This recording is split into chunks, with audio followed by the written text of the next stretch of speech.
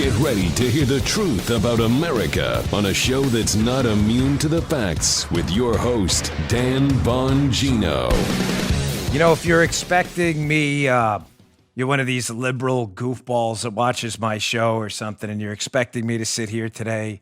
Oh, look, it's a day we can all come together. Beat it. Wrong show. That's not going to be this show today. Zero interest in that. Zippy. Zero interest in that one. I titled today's show Dark Days Ahead because that's exactly what's going to happen. Why we're supposed to celebrate it. Oh, there's going to be unity. Unity. Really? That's hilarious. The Senate with their tyrannical Democrats and weak-kneed wuss Republicans, their first act they want to do is to impeach a president that, as of today, is no longer the president. Oh, unity. Unity. You Republicans, you should just fall in line. Everybody needs to celebrate. It's a wonderful day for all Americans. No, it's not. No, it's not. It's a dark day for America. I do have some positive stuff for you, though, because I know a lot of you are pissed off like I am. This stuff all comes in cycles, folks. History is very clear. Remember that feeling when Barack Obama won and then they took over the Senate and then the Scott Brown election where we stopped the filibuster temporarily? Remember that whole cycle there? It all comes in cycles. Eventually we got Donald Trump. We won back those bodies, kept the House, took the Senate too. You just have to be willing to take the punches now. And I'm going to warn you about the troubling days ahead. Today's show brought to you by ExpressVPN. Ladies and gentlemen, get a VPN today. Secure your online activity from prying eyeballs. Go to expressvpn.com/Bongino. Don't wait. Now more important than ever. Who knows who's watching what you do on the internet. Welcome to the Dan Bongino Show. Ladies and gentlemen, again, in the interest of time, I've got a lot to cover today. I want to get right to it. I just want to address also, at the end of the show, I'm going to address this third-party talk. I can't tell you in strong enough terms how bad of an idea this is. It is not my opinion. Yes, this is an opinion show, but I base it in facts. I cannot, in strong enough terms, emphasize to you what a strategy for failure this is. It may make you feel good, but I'm not here to make you feel good. I'm here to tell you the truth, and I'm going to show you the hard evidence that this is a guaranteed recipe to go down in flames. I said it last night on Hannity. 50% of people thought I was right. 50% of people thought I was crazy. All right. Today's show brought to you by our friends at MDHearing Aid. MDHearing Aid is an FDA-approved digital hearing aid that my father is a huge fan of right now. Digital hearing aid, it costs a fraction of what a typical hearing aid would cost. The average price of a hearing aid in America is over $2,400 a pair. But their Volt Plus model is just $299.99. $299.99 when you buy a pair. Can't beat that. MDHearing Aid was founded by an ENT surgeon who saw how many of his patients needed hearing aids but just couldn't afford them. He made it his mission to develop a high-quality hearing aid that anyone could afford. Their sleek design fits so well, no one will even know you're wearing it. Plus, it's rechargeable with battery life that lasts up to 30 hours. The Volt Plus is waterproof in up to 3 feet of water. You don't even need a prescription or a doctor's appointment. You buy it directly from them with audiologists and licensed hearing specialists available 7 days a week.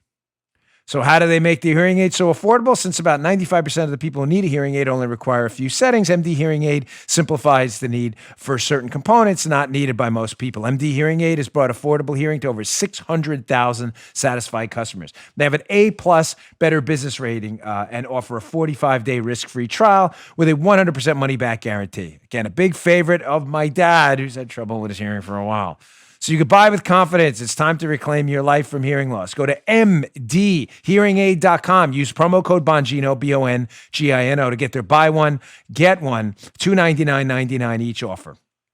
Plus, they're adding a free extra charging case, a $60 value, just for listeners of my show. So head to MDHearingAid.com. Go today. Use our promo code Bongino. You can even call them at 1-800-734-9524. That's 1-800-734-9524.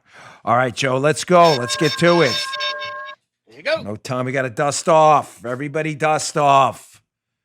We've taken a few standing eights, been knocked down. Time to brush off. Remember, the Democrats, when President Trump won, these liberal lunatics were out there with their pink hats on the next day. We can't let them outwork us and just forfeit. There's no forfeiting. It's a boxing match. I can't use this analogy enough. It's not a golf game. Golf game, you walk off the golf course, nobody cares. The guy behind you plays through. He loves it that you're gone. The owner of the golf course loves it because you paid and you left early. Nobody cares. That's not this. It's a boxing match with no referee and no rounds. When you stop punching and no exit from the ring, the other guy's still whipping your wazoo. There's no quitting. It's not an option. I'm very sorry. That's not a path to anything. I tried to give you some semi-optimistic news when we started, which I'll conclude with at the end, that this all comes in cycles. And you have to understand that. This does not have to be some permanent sense of despair. But I have to give you the bad news first, because I'm not going to do Pollyanna BS. Oh, look, it's all great. Time for unity. Different show. It's not this show.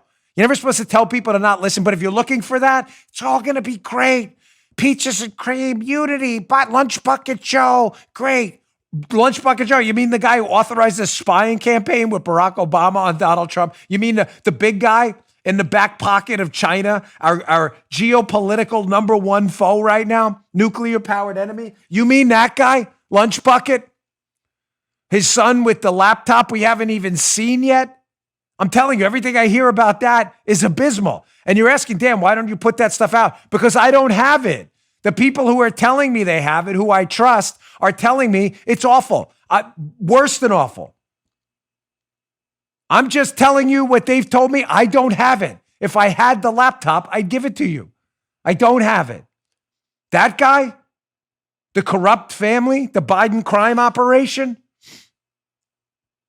So let's cut the BS and give the warning sign first. You know, it's fascinating. The incoming, or now, by the time this airs, the President Biden administration, I just heard a rumor on Fox this morning that they were negotiating with the Death to America Iranians when he was the president-elect. I thought we weren't supposed to do that, Joe. I thought that was a Logan Act violation. No, we live in a country with justice. Justice is bull, and you know it.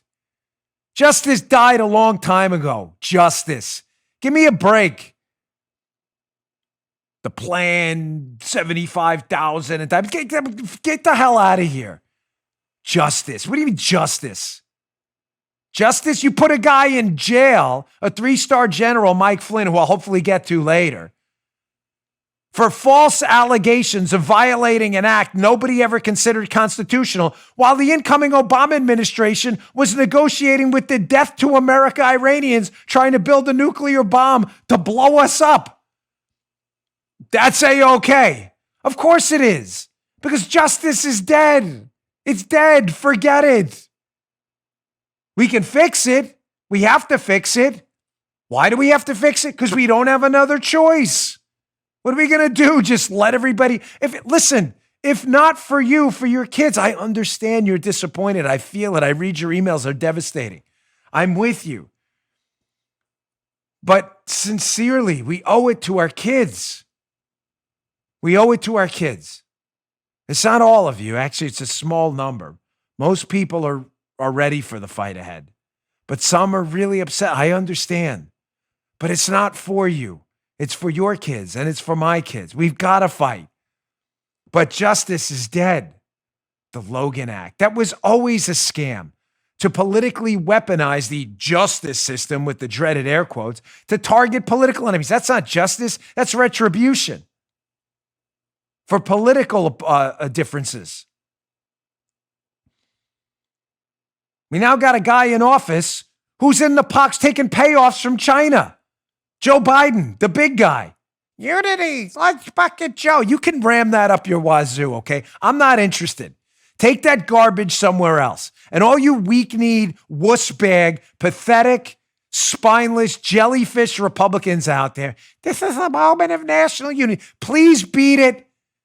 Please, ladies and gentlemen, put these imbeciles first on your primary list because they really don't understand the fight ahead. A moment of national unity? You got a guy in the White House who was paid off by the Chinese and whose son was paid off by the mayor of Moscow, a Putin stooge's wife? And we're all supposed to, it's a moment of unity. Stick your unity up the wazoo. I'm not interested at all. We have a tyrannical leftist group of totalitarians in the media, authoritarian proto-fascists who are eagerly ushering in an era of massive censorship and the crushing of free speech and the cultural prosecution of 75 million Americans. And we're all supposed to sit back. It's the moment of unity. Caboose insertion. That's where that goes. I don't give about that.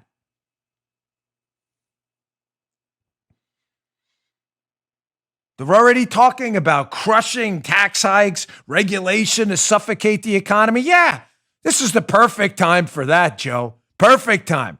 We got millions of Americans out of work, communist Democrats in blue states putting businesses out of business with no scientific evidence at all because of the coronavirus. And this is a great time for tax hikes.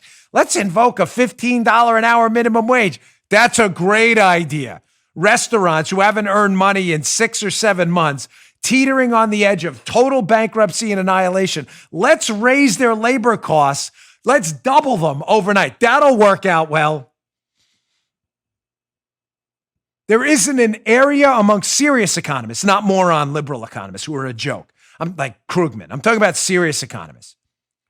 There isn't an area of mass consensus more agreed to than the idea that minimum wage crushes jobs and jobs growth. Any sane economist will tell you that. But no, let's double the minimum wage in states that are struggling with restaurants that can't keep their head above water. That's a great idea. And let's hike taxes for everyone creating jobs and give it to a government already 20 plus trillion in debt. Let's increase spending by another trillion. We don't even have enough money now. Let's double it by another trillion. Another fantastic idea. This sounds depressing, Dan. It is. But make no mistake, it's not an excuse to give up. It's only to prepare you for the political battlefield ahead. There's no giving up. It's not for you if you're a quitter. And many of you I know are not. And I'm with you. Thank you. Thank you for thickening up that skin and getting ready. But for people who want to quit out there, I get it. I understand the pain. Believe me, my heart is broken. This has been the worst 2 weeks of my life. I'm not in a good place. It's not just Parler. It's not just the election. It's not just the impending disaster ahead with the big guy communist stooge in the White House now. A stooge of a communist Chinese government who paid his family off. It's the fact that I know the road ahead is going to get a lot worse before it gets better. You know, and am I going to even understand? It's darkest before dawn. Oh, forget the stupid quotes. It's time for reality.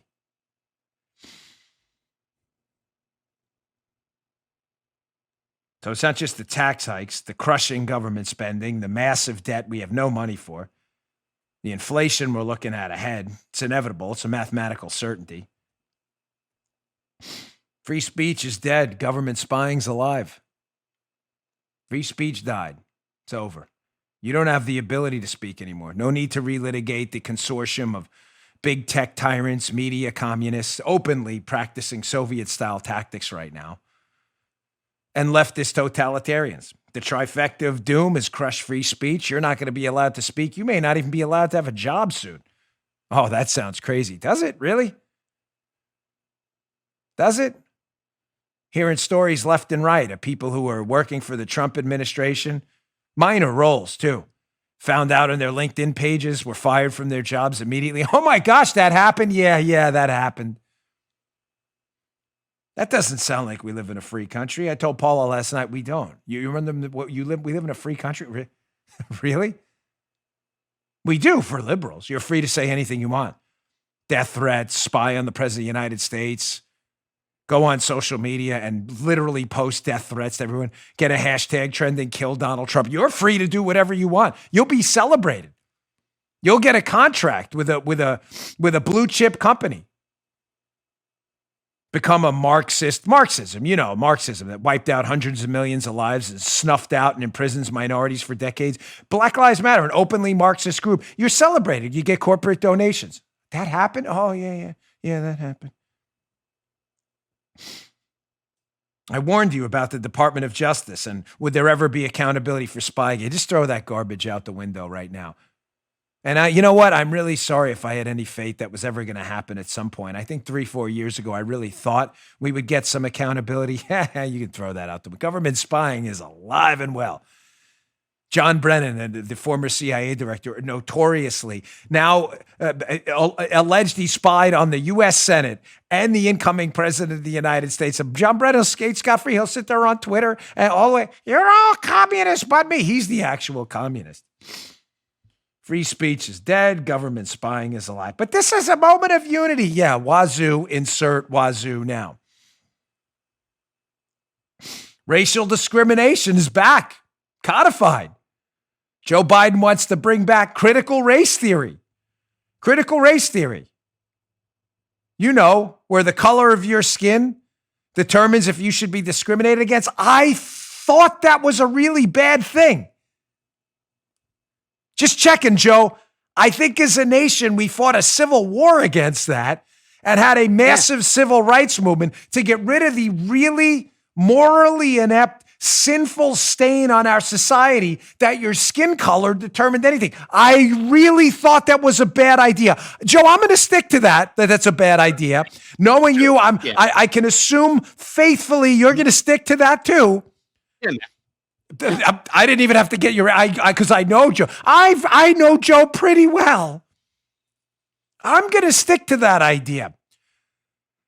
That putting people in boxes, good and bad, based on their skin color, is a really bad idea. But no, we're back to critical race theory that if you're born white, we haven't even figured out what white means yet. The media declassifies and reclassifies people as white as they see fit. Remember the guy in Florida involved in that incident? I forget his name, the shooting incident with the young black man. They call him white Hispanic. Hispanic. What was it? So the classification shit, but racial discrimination is back. Matter of fact, Biden said it. Remember, we're going to give priority to black and Hispanic businesses with taxpayer money. I thought that was illegal. I thought we delegated our taxpayer money based on things like need and stuff like that. Stupid me.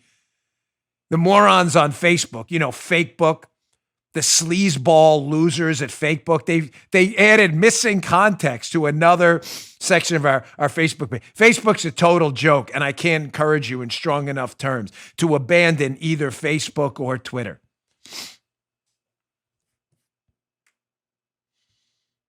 So racial discrimination is back under Biden, but it's a moment of unity. Weak-kneed, sissy Republicans. I'm so tired of you losers, I can't even take it. But Dan, you're going to tell us at the end of the show not to start a third party because it's strategically buffoonery. It has never worked because it can't. Do you believe in math? It can't work. The evidence is everywhere. From John Anderson to Ross Perot to Teddy Roosevelt. It has never worked.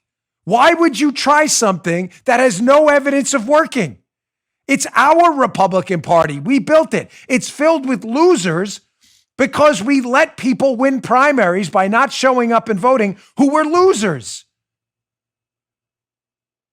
There's 75 million of us. Why are we abandoning an entire ticket on a ballot that we built because a couple of losers have taken it over? I'm sorry. I'm not going to fall in line with that. All right.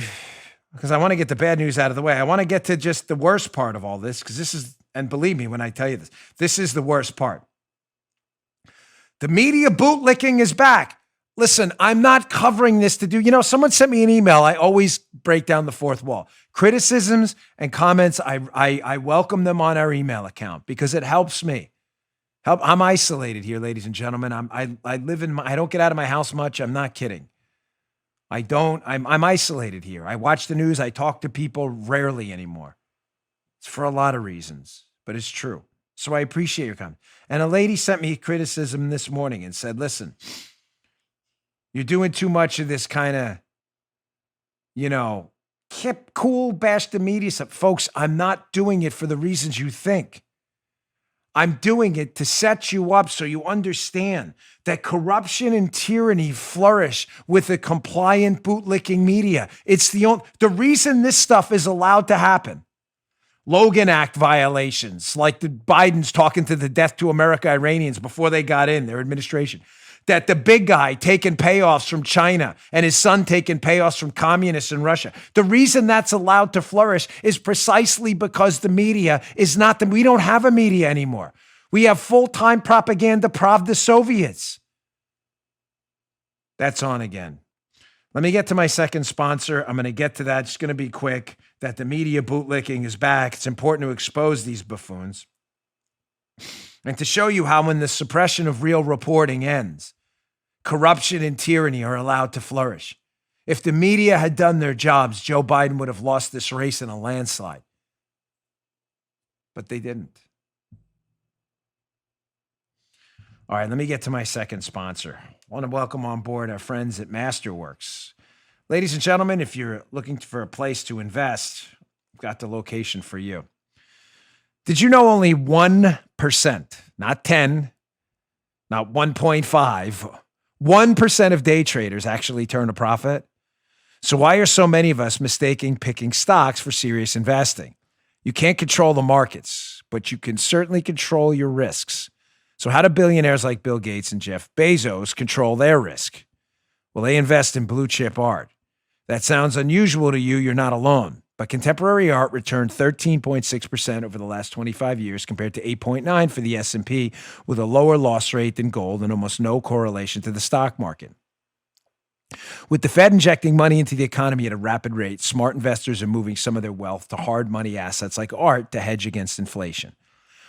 Masterworks.io. Masterworks.io is the only platform that lets you invest in paintings by artists like Basquiat, Banksy, and Monet at a fraction of the cost. The experts at Masterworks.io will create a custom portfolio to meet your investment needs. With Masterworks.io, you don't have to choose between big risks and big returns. Sign up today at Masterworks.io and use code Bongino, Bongino, to skip the 15,000 person wait list. Again, that's Masterworks.io, promo code Bongino. See important information at masterworks.io/disclaimer. Check them out today. So the media bootlicking is back, which will certainly allow corruption and tyranny to absolutely flourish because the tyrants, most of them are in the media. Let me just give you a few examples of how you cannot expect any serious press coverage of the corrupt Biden crime family as they enter the White House. The moment of unity. Here's a tweet that popped up yesterday. This is an editor for the New York Times.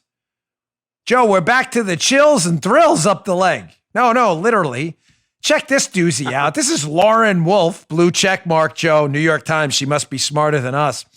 She says, quote, the picture of Biden's airplane from yesterday. Biden landing at Joint Base Andrews now. I have chills. Of course you do. You're a Pravda-like media person who, of course, you'd have chills. Your ideological ally, the big guy in the back pocket of China, son took payoffs from the Soviets over in Russia. Of course you'd have chills. Why wouldn't you? At least she didn't say like Chris Matthews, since fired, I think. Was he fired from MSNBC or let go, whatever it was? At least there was no thrill up the leg. Maybe there was a thrill. Maybe that was the chill. Who knows? Here's a quick video from a commentator on MSNBC, literally in tears, cites a psalm at the end and makes God comparisons between Biden and God. Listen to this pathetic piece on MSNBC. It's about 20 seconds. Check this out. Thinking about all of those folks who, just for the moment, the nation shared their grief. Oh, what a first step. What a beautiful step. So I'm reminded of the psalmist. He heals the brokenhearted and binds up their wounds. Maybe the death will speak to us now. Maybe they can rest now. What the hell was that? Talking about Biden making Psalm God-like references. I'm pretty sure God didn't take payoffs from China and the Soviets. I'm just reasonably confident that that's using the Lord's name in vain. What a disgusting way to do that.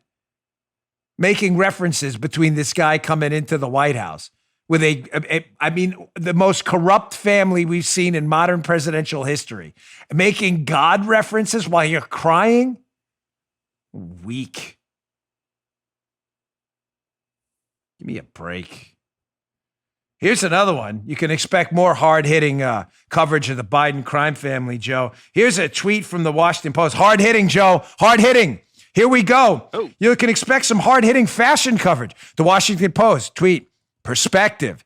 In fashion, Joe Biden and Kamala Harris display their common ground. Pocket squares and pearls convey a stylish team's message. That's an actual tweet. Such hard-hitting journalism.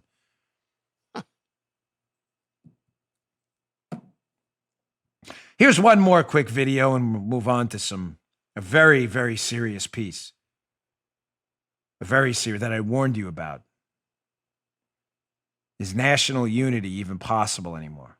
I warned you about this in my second book, The Fight. I wrote that book years ago. There's an entire chapter on where this was going. Don't say I didn't call it. It's written there about 10 years ago. But finally, here's the most pathetic video of the day. A CNN commentator. This one defies description. Just watch it yourself and weep. There's still some tinkering going on with the inaugural address, but his aides have made really clear it's not like he's trying to ignore or paper over either what happened at the Capitol 2 weeks ago or what we've been through throughout 4 years of the Trump presidency. And the contrast on display tonight was so stark. I mean, those lights that are just shooting out from the Lincoln Memorial along the reflecting pool. It's like almost extensions of Joe Biden's arms embracing America. It was a moment where the new president came to town and sort of convened the country in this moment of remembrance, outstretching his arms. I don't even have anything to say about that. I'm just going to move on because that's the only, I don't even know what to add.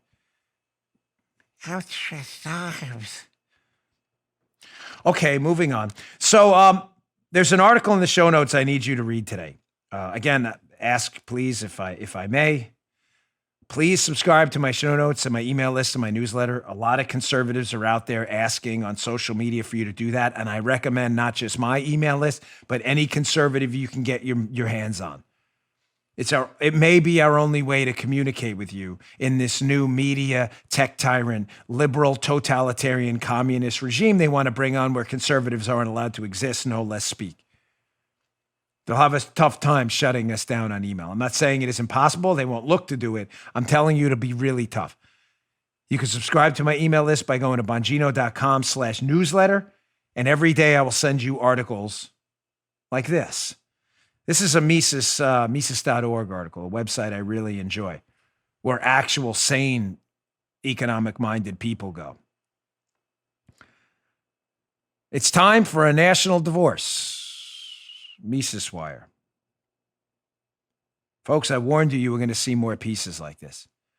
Again, my second book I wrote years ago, The Fight, which popped recently again on the book-selling sites. Because there's some predictions in there. If you read that book about the security nightmares ahead, about elections, about soft secessions that I warned you about that are now coming to fruition now. A lot of people are reading it like, hey, didn't you write this? No, I wrote that 10 years ago.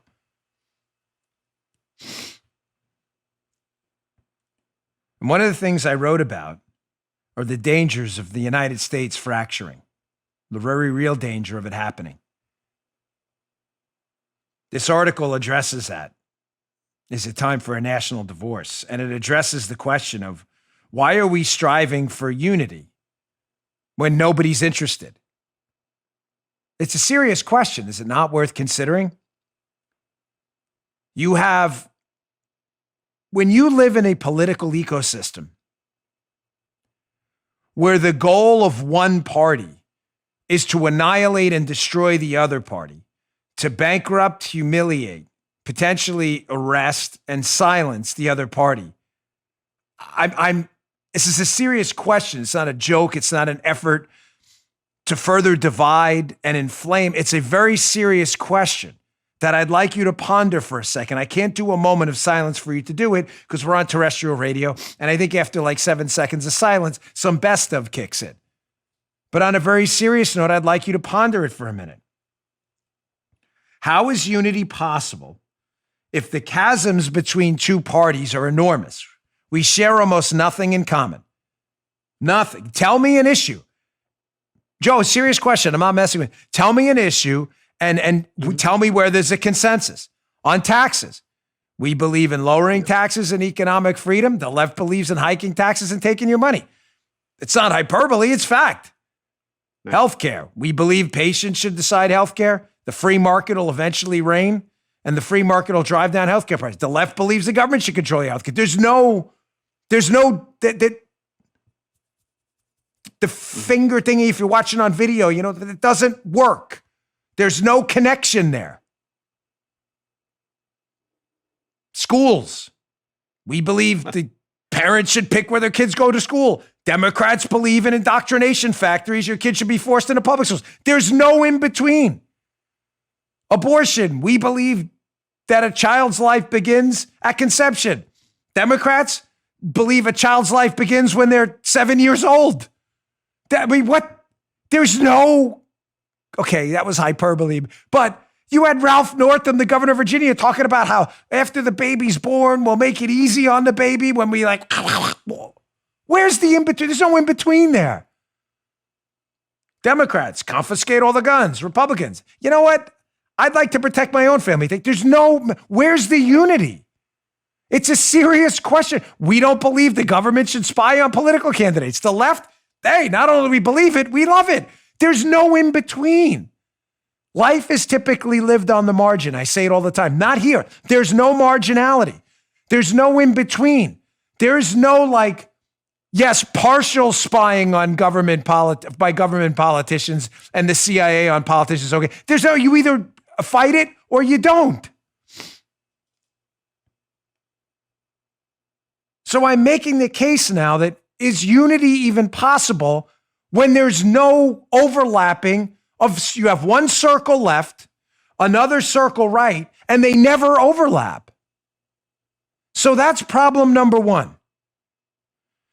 You need to read that article, by the way. I'll tell you what he proposes in a second, but I've got to set it up. Problem number two, I stated before. The Democrats, not all of them, but the liberal wing of the Democrat Party have gone full authoritarian, totalitarian. They are practicing the same tactics communists and fascists have used throughout human history. I discussed it on yesterday's show. Here's the notes from yesterday's show. Sorry, wrong side. Book burning, secret police, domestic spying forces, and re-education facilities. That's the left's new proposals. And we're supposed to unify around that? We're going to start burning books. We're not even going to burn. We're not even going to publish it. Again, even worse than burning. You want us to support a domestic spying force to spy on political opponents? And re-education facilities for political, but you want us to support? Are you insane? When one party's only goal is the annihilation of the other party, bankruptcy, targeting them on social media for humiliation and death threats, destroying their livelihoods, boycotting everything they stand for. How's there? You want us to just go along with it? Where's the unity there? I'm asking you, the listener, and I know most of you are, to practice realpolitik for a minute. Politics as it is, not as you want it to be. All this flowery BS on cable news today and everywhere, by the way. I work at a cable news. Even there, so all this flowery, that was a great moment of Nancy. No, why are you saying that? Who told you that? You have a political party about to take power whose goal is your political annihilation. Your bankruptcy, the destruction of your kids' future and education, and a healthcare system that'll move towards rationing and government control that will get millions of people killed. And we're expected to just go along as a guy with a notorious history of taking his family, of taking money from enemies of the United States. We're supposed to just celebrate this. Oh, look, it's such a beautiful moment. It's not a beautiful moment for me. It's one of the darkest days I've lived through in a long time. So 2 things here. Unity isn't possible when the chasms are too wide. Unity also isn't possible when one side wants your destruction. So if unity isn't possible, what are the options? Well, the author of the piece, which please, bongino.com/newsletter, go there, subscribe, read the piece. He says, listen, if unity isn't possible, then what is possible? So he talks about a couple of options: secession, regionalization, and decentralization. Folks, I warned in my book, The Fight. Again, I'm not care if you buy it. This is not me shilling you the book. I promise you. You could probably get it free somewhere or library. I'm honest to God. I saw this coming years ago.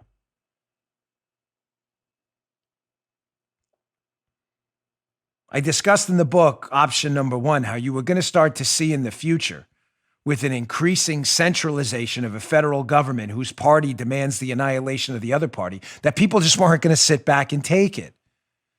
That there was going to be a form of soft secession as people just ignored federal government edicts. Oh, Dan, that doesn't happen. Ladies and gentlemen, it already happened. California ignores immigration law.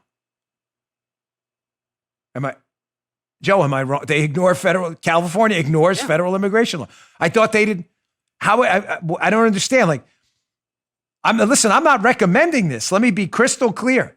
I'm telling you what's happening, and what the author's writing are the only options in a state of non-unity, which is what we're in now. You have liberal states right now that ignore the federal government completely. The federal government has immigration laws, which California says, we're not interested, thanks. You have other states, whether you agree with them or not. Marijuana, weed, whatever you want to call it, grass. I'm not hip with the new terms because I don't smoke weed. Whatever your stance on marijuana laws are, states out there have ignored it. Wait, I thought there was a federal government. Ladies and gentlemen, I'm giving you 2 examples in the interest of time. I'm telling you there's probably 20 or 30 examples where states, liberal states, have already engaged in what can only be described as a soft secession because they don't practice federal, they've ignored it. They've thrown it out the window. So who's crazy? I warned about this in the book. How long is it before conservative states start following the liberal model and just say, yeah, we're not going to do that either? You understand the dangers of this path? What happens when states then want to split up into new states?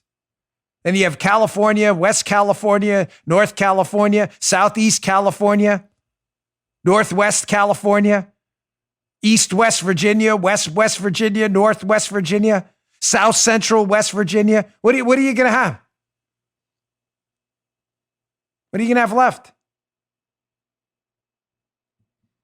The second thing he talks about is regionalization. Well, maybe regions just get together and say, hey, we're just going to do our own thing. Wyoming, Montana, whatever it may be. But the third option he presents is a fascinating one, the idea of decentralization. ladies and gentlemen, maybe it's time to get back to what the founders' original idea was. To leave most of the powers to the people in the states and leave areas of mass consensus up to the federal government. Pretty simple idea, no? In other words, the federal government that'll make the decisions that'll affect the largest number of people, right? Because it affects the whole country. For liberals, this is just simple math. The biggest state in the union is California. California puts out a state edict. It only affects the what? How many people live in California? 30, 50 million? I don't even know. 330 million people live in the United States. So when the federal government passes a law, it affects everyone. The founding fathers knew that would create trouble. Why? Because something that affects everyone, Joe, should have mass consensus. Not overwhelming consensus, but mass consensus in the form of a constitutional republic where elected representatives in a representative democracy vote on things that the people they represent are supposed to support some mass and regional consensus. What's the problem, ladies and gentlemen? That outside of our court system and our military, there are very few areas of mass consensus left anymore. Healthcare, half the country thinks patients should control healthcare. The other half thinks bureaucrats in the government should decide who cracks your chest open. Schools, believe me, I'm only addressing the big issues. Go through the whole litany of issues. I'm just giving you the big three: education, the economy, and healthcare. On education, half the country thinks that Marxists in the public school system and some should be able to teach your kids monopolistically. They should have no choice. The other half says this crazy idea like, hey, maybe we should pick where our kids go to school. I know that sounds nuts. One half of the country believes you should turn over your money to the government to flush it down the toilet. The other half believes, I think I know what I can do with my money better than idiots in the government can. I'm just saying. Outside of our military and a court system, there's not much mass consensus left. So what about decentralization or the shrinking of the federal government going forward? Ladies and gentlemen, I see it as the only path. Dan, that's unlikely. Maybe. But I'm giving you an option. I'm not telling you it's a likely option. I'm not telling you it's going to happen tomorrow. I'm telling you I owe you some explanation and a fix, however hard that fix is. I never thought we'd get here either, where the totalitarian left is destroying people's lives by the day because of their political beliefs, and they managed to do it. Maybe they thought it was impossible 50 years ago too, but here we are. Not telling you it's going to be easy. I'm just telling you I perceive it to be the only path. To shrink the federal government to a bathtub, to areas of mass consensus only. It's the only way. National elections then wouldn't be such a penalty for the losing party either way. You're a liberal, you lose to Donald Trump, who decides to run again in, say, 2024 with a massively decentralized government that only does a few things and hopefully does them well. Then what are you worried about? You can go live in California, send your kids to garbage schools, pay 60% of your money to taxes, and sit in emergency rooms and hospitals for 62 straight hours because they can't build the hospital infrastructure system. That's your thing. You can go to portions of New York and deal with the communist mayor. Of course you won't. Everybody's moving out of those two states because liberals are hypocrite frauds. But that's what we should do. The penalties for losing a national election wouldn't be as severe. We lose to the Biden crime family, you move to Florida and Texas, where they actually respect your constitutional rights.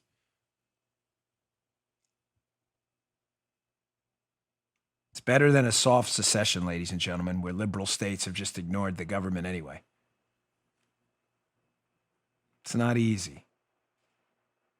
It's not easy to commit to a long-term path of shrinking the federal government that's been a disaster down to a bathtub, spies on its citizens, pissed away all your money, created a national education infrastructure that's destroying your kids' future, decimated the healthcare system, bankrupted American citizens with a ridiculous lockdown. It's not easy. But you want to live in a lockdown state? In a decentralized government, you go right ahead. I'll continue to live in Florida where we're free to actually eat in a restaurant, not like crazy people in an outdoor restaurant that's actually indoors because they covered it like an indoor restaurant. All right, let me get to my third sponsor, and I got some important stuff coming up too, including an absolutely terrific article by Dennis Prager about why the left is so afraid of free speech. Our last sponsor is my original sponsor, and still one of my favorites because I use it. Listen, life's about habits. We've been focused more than ever on our health. Let me just get to, I don't need that. Just leave that up. But I'm going to read my own read because I love this stuff. And Brickhouse lets me do my thing because I love it. Ladies and gentlemen, listen, obviously there's a lot of stuff going on right now. It's time to be healthy. I've got my own health crisis. You've heard enough about it. We're almost done, so that's good. But this is the time for a healthy immune system, healthy metabolism, get your blood pressure in check, get your life in check. Everybody has New Year's resolutions. Is there a serious medical professional out there, a nutritionist, that would tell you, vegetables, don't worry about them? No, of course not. They tell you eat your fruits and vegetables. So why don't we do it? You got to prepare them. You got to shop for them. Let's be honest, it's hard. I can't cook anything. I can barely make tuna fish. So what do? I use Field of Greens every day. This one's empty because it's mine. You can hear it rattling around. Miles, you need to send me more. So he owns the company. I appreciate it. This is my favorite, the wild berry flavor. If you look on the back of this, it's important. I want you to see in caps. I don't know if you can see. I wish we could zoom in. But it says nutrition facts. It doesn't say supplement facts. Why? Because Field of Greens is ground up, healthy, fresh fruits and vegetables. It's food. This is not a supplement. This is nutrition. This is real, fresh fruits and vegetables ground up into a powder. There's almost no powder left. Even smells good. Smells like wild berry. It's complete with pre and probiotics, and it tastes delicious. It's a way to get your fruits and vegetables every day. I take it twice a day. You can take it 3 times a day. Use it for your kids, the athletes in your home, whatever it may be. Throw it in. I like it in tomato juice. My kids like it in orange juice. Paula takes it in water. You can put it in green tea, whatever you want. Just put a scoop in there, a glass of water, stir, you're done. Pick it up today. And while you're at it on the site, looking to add some muscle and look better for the new year, try Foundation too, which was the old standby. I haven't mentioned that in a while. Their creatine ATP product. It's the real McCoy. Think about it. I went through chemo and lose an ounce of muscle I've been taking. True story. Just put 1 scoop in a glass of water, Field of Greens again, stir, and you're ready to go. Go to brickhousenutrition.com/Dan today. Get 15% off your first order with the promo code Dan at checkout. You won't regret it. You're going to love this stuff. My first sponsor and one of my favorites. brickhousenutrition.com/Dan for both Foundation and Field of Greens. brickhousenutrition.com/Dan. Use promo code Dan. Get 15% off today. Thanks, Brickhouse Nutrition. All right. Back to the show. Folks, one more, not ad, but request and ask, I should say, before we get back to it. Please check out, again, BonginoReport.com. We put a lot of work every day into what I feel is the best news aggregator on the net. Don't even waste your time on liberal newspapers or the left-leaning, now totally leftist Drudge Report.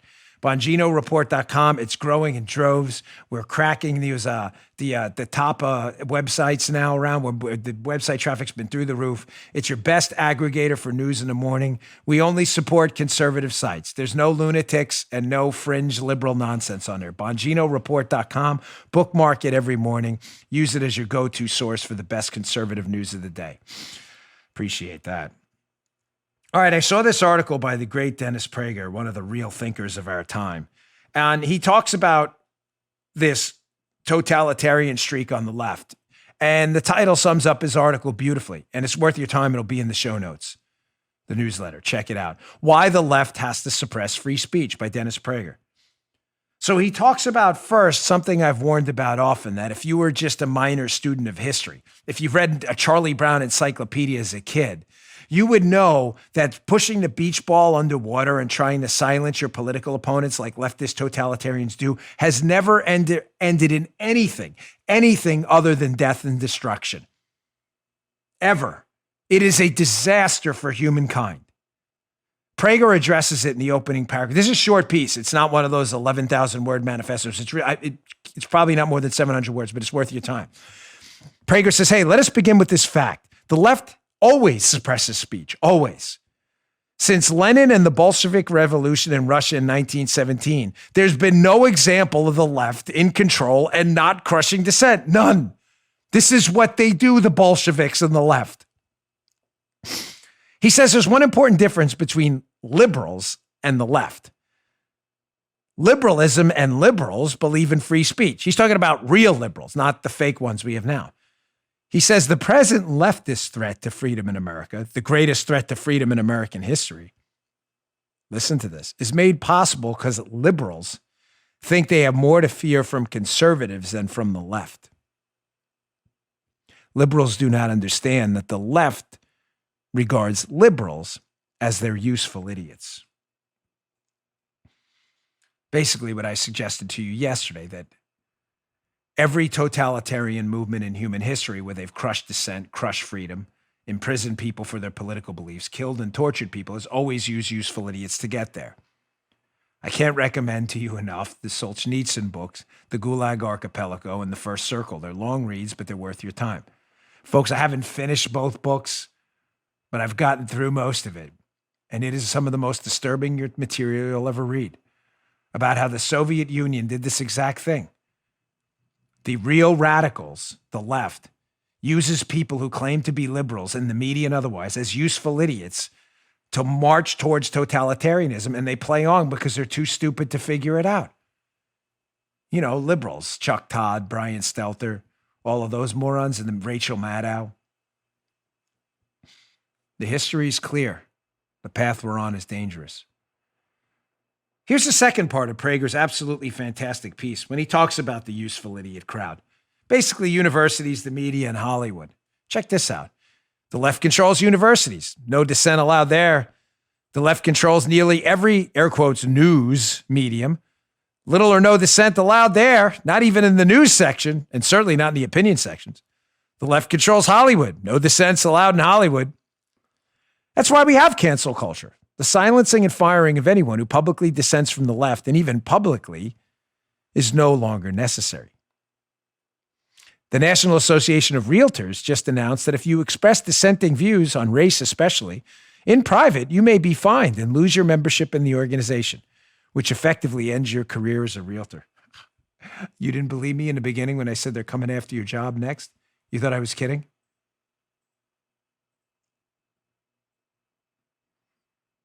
It's always a conspiracy theory until it happens, and it's not a theory, but it's a conspiracy.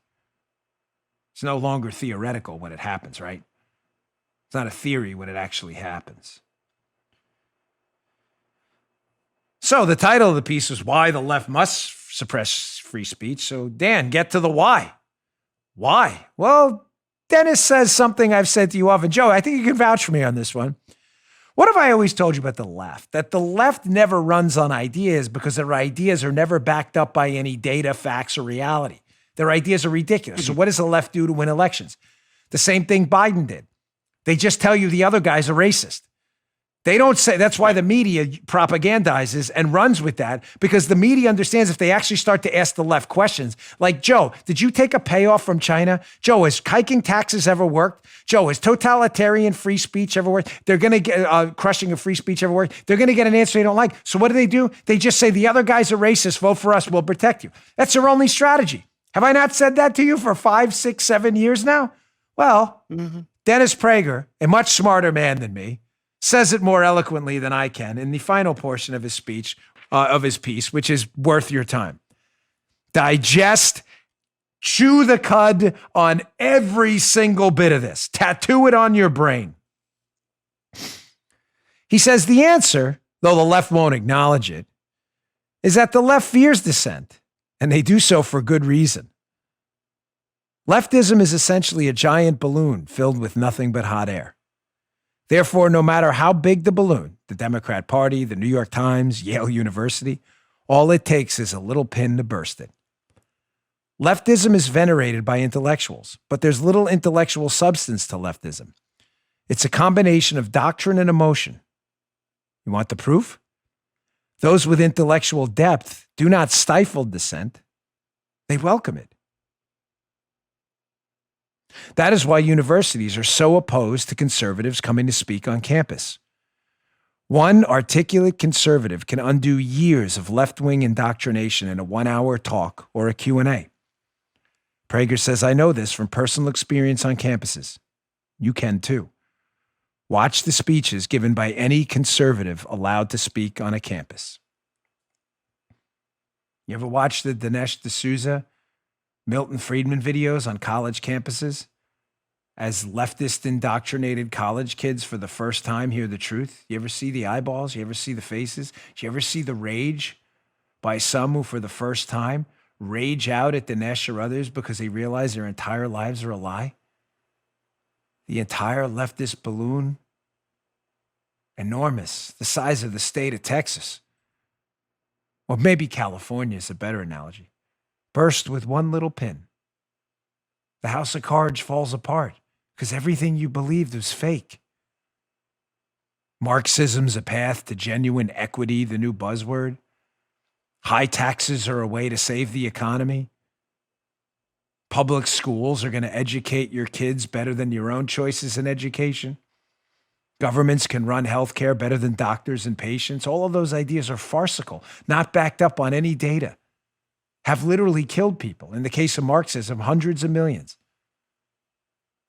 What must it be like to be a leftist on a college campus, told all that nonsense for years, not backed up or based on any fact or data, and you have one conservative speaker in a 10-minute Q&A that bursts it all and your whole life falls apart? Why does the left crush free speech? One, because they can. And second, because if free speech is allowed, the entire leftist balloon, empty, vacuous, nothing inside but hot air, explodes right there. Prager's a much smarter man than me. I consider myself hopefully one of the smart people. And one of the things about it, I don't mean that as a pretentious compliment or some kind of like, hey, look at me. Smart people know their limitations, and I know mine. Prager's a much smarter man than me. And you defer to that kind of expertise when you hear it. I always explained it as what did we call it, Joe? A box full of air popcorn liberalism. You open the box, you're looking for the prize, and it's just air popcorn. I think his empty balloon is a better analogy. So defer to expertise when you see it. Be a smart person. Know your limits. Know what you can and can't figure out. Don't be a smart, stupid person like the Republican Party today, like Ben Sass and others. All right, I want to get to the Flynn stuff and the Spygate stuff, but ladies and gentlemen, we have pressing priorities right now. And I want to defend myself. Last night, I got a lot of criticism, and that's okay. There's nothing wrong with that. That's why our show email's out there on the website if you'd like to communicate with us. There's nothing wrong with that.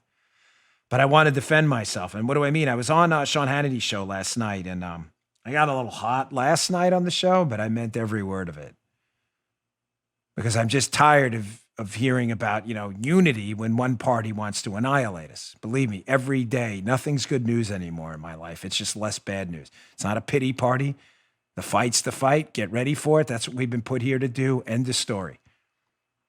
No pity, no sorrow, no nothing. Just do it. But I mentioned last night, I was talking about the futility of Mitch McConnell and others, that relying on a third-party movement is a strategic disaster. Folks, I'm telling you, I've never gotten more emails on a topic. Maybe the death penalty show I did. I'm not going to tell you what sounds right. You don't have to agree with it. I love the back and forth we have via social media, email, and elsewhere. And if I think I'm wrong and you can defend an idea, I'm happy to change my position. I did on some trade issues. But I am absolutely convinced the idea of starting a third party right now is an absolute disaster. And I just said absolute twice, which is bad. Let me tell you why. And then I'll give you an example.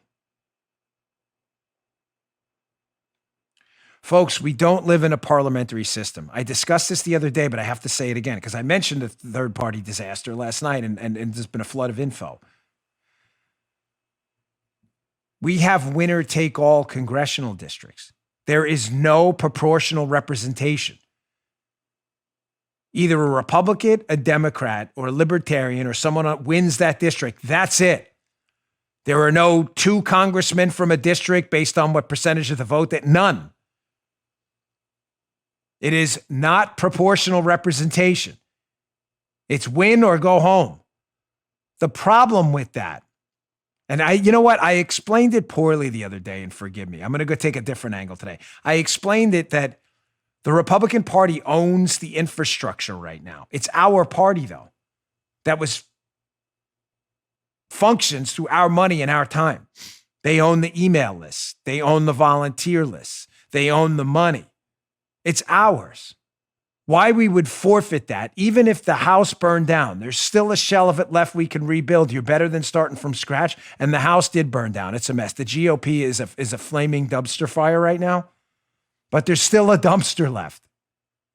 I don't want to have to buy a new dumpster.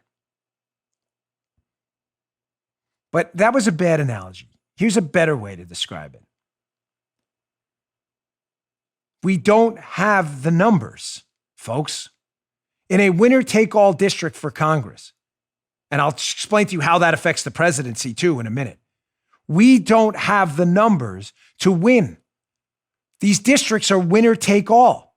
The Democrats in most of the districts that aren't horribly gerrymandered, the swing districts that matter, that determine control, right? You figure you have whatever, 100 maybe seats that are Democrat. No Republicans winning. It's like Baltimore City, LA, like New York City. Republicans not winning that anytime soon. Let's just be honest. Statistics back it up. I'm living in, fantasy land. Say there's 100 Democrat, 100 Republican seats. I'm just throwing out round numbers. And the rest are swing seats. Those numbers are up. But say the rest are up for grabs. Right? In those swing districts, say they're 50-50 Democrat or Republican. If the Democrats don't split their party, which they won't, why would they? They own the White House, effectively the Senate, and the House right now. Why would they split their party? They're loving this. The Democrats will get 50% of the vote. Ladies and gentlemen, it's just math. I'm not trying to offend you. I'm just trying to tell you the strategy's a failure. 50% of Democrats will vote for their Democrat. They're not going to split. But then the other 50%, say 25% stick with the dumpster fire GOP, and then 25% stick with the third party, whatever it may be, the new GOP. Who knows? GOP, the sequel. How do you win? It's a winner-take-all district. There's no mathematical path to victory. None. Zero. So why engage in a strategy that's futile? To what point are we making? By losing? You will therefore, in swing districts, have routes by Democrat candidates who will win all the swing districts too. You may say, well, Dan, we can make it up for the presidency. We can run as, Democrat, whatever. Biden, say, runs for re-election. We could run Trump under a third-party banner. And then the Republican failures can run, who's a big failure in the Republican Party? They can run Nancy Mace, that South Carolina congresswoman who bailed on us the minute she got in there. Well, ladies and gentlemen, you have the same problem. To become the president of the United States, you need 270 electoral votes. How's that going to happen? If we split the vote nationally, and even some Democrats, vote for Trump like they did last time, you'll have a repeat of what actually happened with a third party before. It did. Yeah, it did. Most of you weren't alive. And I'm not a historian. I don't pretend to be, but I enjoy history. History Channel is one of my favorite things to watch, even though most of their stuff is totally leftist. Once in a while, I'll have a good one. Remember what happened in 1912? Yeah, we tried the same thing. The Republican Party split into the Teddy Roosevelt wing and the Taft wing. And you know who got elected president? One of the worst, most liberal, radical presidents in U.S. history, Woodrow Wilson. You want the numbers? You think there's a chance of, while Teddy Roosevelt, I'll give you the exact numbers because it's exactly what would happen. Joe Biden, if he ran for re-election, would get about 40% of the vote. And the Republicans would split amongst dumpster fire Republicans and the Patriots and a third party. You have no chance of winning. It's never going to happen. So why do it? Here's the numbers from 1912. How many electoral votes do you think Woodrow Wilson got? 271, 272? Was it a squeaker? Keep in mind, it was a Republican third party under Teddy Roosevelt in this one. Yeah, Woodrow Wilson won 435 to 88. Sounds like a winning strategy to me, folks. 435 to to 88 because the Republican, conservative, libertarian vote was split. Well, how many states did Wilson win? 26? 40. 40. 40. You may say, wow, he won 435 electoral votes in 40 states.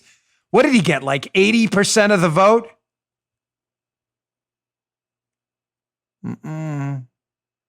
41. Prove my point? He won nearly every state in the union and nearly every electoral vote with 41% of the vote. Because Taft and Roosevelt split 27 and 23%. Ladies and gentlemen, it's a failure. Anyone telling you otherwise is lying to you. It is a failure. I told you I'd leave you with a bit of good news. And the good news is this. The Republican Party is yours. You built it. You built the infrastructure. It is an absolute cataclysmic dumpster fire of a failure right now. But at a minimum, there's still a dumpster left. There's some money there and there's some infrastructure we can use. It's our party, not theirs. If you cede it to them and start a third party, you will be routed in a historic rout you've never seen since 1912.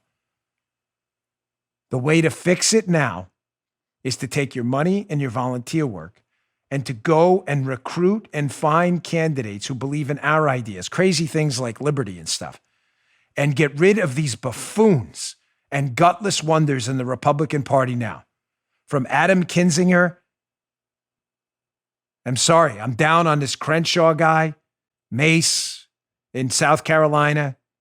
If they can't align with our principles and show some backbone, and again, I'm not knocking their prior service or anything like that. I'm talking about politically.